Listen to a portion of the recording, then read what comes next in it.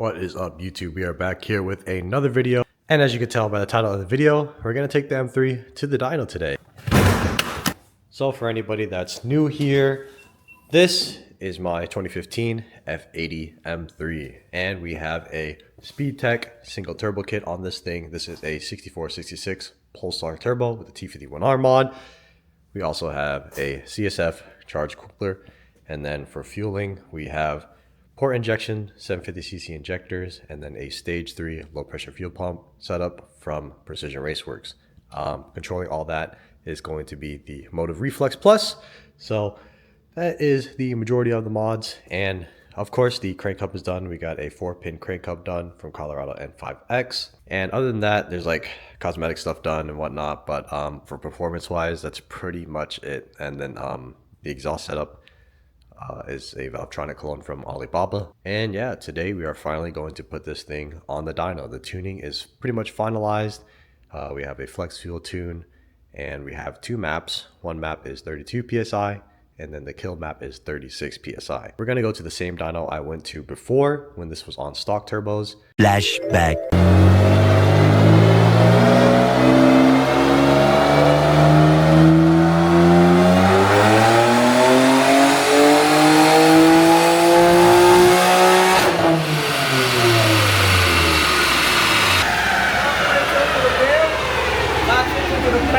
End of flashback. Probably going to get questions about how reliable this car has been, and it's been pretty reliable. I've only had 2 issues while it being single turboed. One, the alternator pulley decided to just fall off and yeah, shredded a belt, but I think that's just a wear and tear type of thing, because this car does have over 100k miles. It has 103,000 miles, and yeah, I decided to single turbo a high mileage car, but it should be fine. Another thing that happened, which was my fault, down here there's like a kind of like a power brick thing. It has fuses inside of it, and you have to cut it open if you want to change the fuses, and you also have to solder it to get it out. But that happened because my flex fuel wiring back at the fuel hat back there, I accidentally crushed it, which caused it to short to the motive, and then the motive was causing a short to the box over here. And yeah, it took a while for me to figure that out, like a whole day, but I got it figured out and everything works great now. Also, if you guys are wondering how much this single turbo build cost me, it costs around like 15 grand. If you guys want, I can do a video where I break down all the prices on everything. It's a lot of money to go single turbo, but it is very fun, very worth it, and the noise alone is worth it. All right, it's now time to head out to the dyno. The next clip you see will be over at the dyno.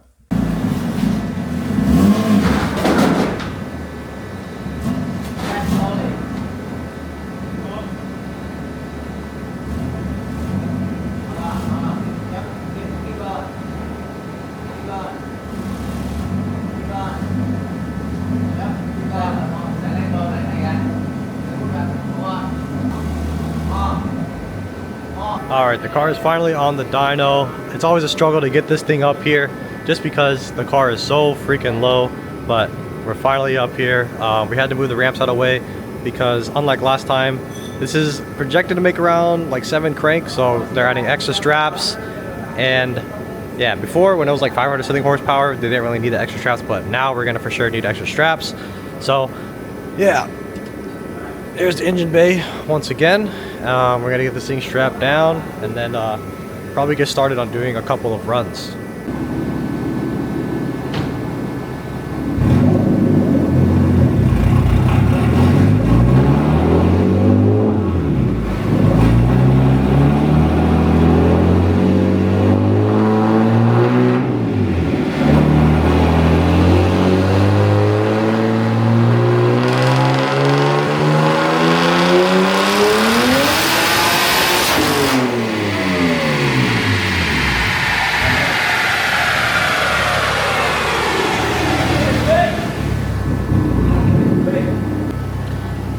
Alright, if you could tell, it was spinning on the dyno, so we lowered the tire pressure. This is what the outcome was, letting off early, because yeah, it was spinning. So 642, and that was 29 psi, and it's supposed to be like 32 peak.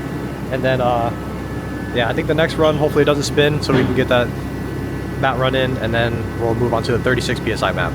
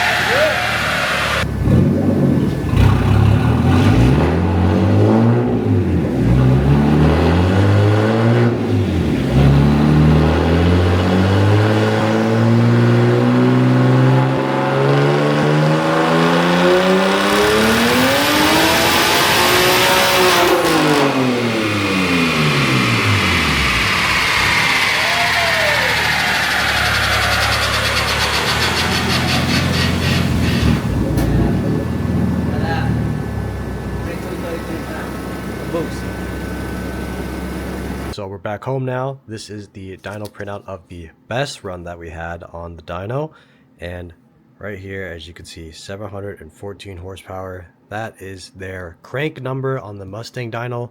Wheel number was only 552, which is, we're not gonna go with that. We're gonna ignore that because that's not correct. But they did tell me over there that their crank horsepower is on par with Dynojet's wheel horsepower. So technically my car is making about 700 wheel horsepower. They told me that they took a car to another dyno in town, a Dynojet, ran it on their dyno, brought it back to theirs, ran it on their dyno, and then yeah, it was just like a 1 horsepower difference for wheel horsepower versus the crank horsepower on their Mustang dyno.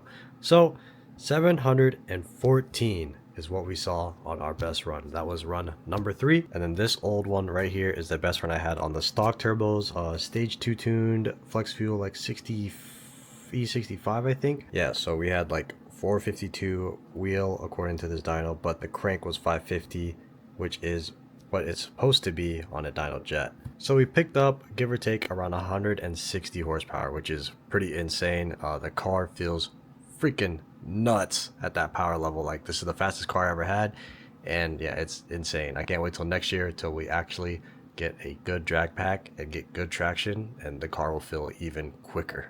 Now, I did also say that I had another map, which was a 36 psi map, and unfortunately the car was heat soaked, so I didn't really get the numbers out of that. When I switched to that map, we actually made less power because of the heat soak. So yeah, that was unfortunate, but maybe later down the road next year I could take it to a Dynojet and rerun it on there, do both maps, let it cool down properly and whatnot, and we'll see what we get Dynojet numbers, which should be on par with this Mustang dyno crank numbers. But that is pretty much it for this video. If you guys enjoyed it, don't forget to like, comment, subscribe. See you guys in the next one. Peace.